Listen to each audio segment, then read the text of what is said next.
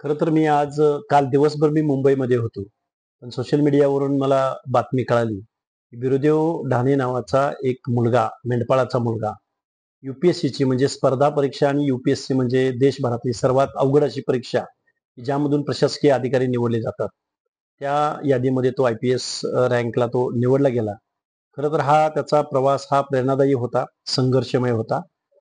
प्रतिकूल परिस्थितीमध्ये सर्वसामान्य कुटुंबामधला एखादा मुलगा आणि विशेष करून शेतकऱ्याचा मुलगा म्हणजे मेंढपाळीचा व्यवसाय करणाऱ्याचा मुलगा अशा पद्धतीची परीक्षा पास होतो आणि एक चांगली रँक मिळवतो.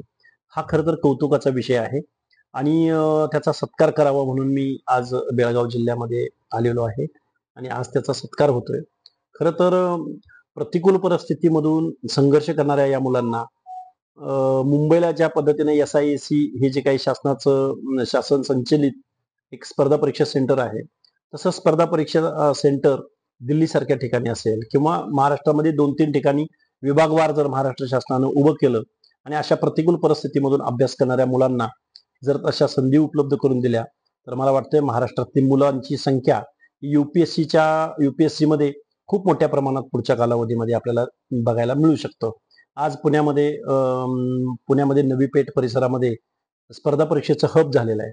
परंतु ग्रामीण भागातल्या अशा मुलांना पुण्यामध्ये येऊन राहणं, परत त्याला तिथलं जे अकोमोडेशन आहे, तिथल्या ज्या सुविधा आहेत, या मिळवत असताना खूप संघर्षाला सामोरं जावं लागतं.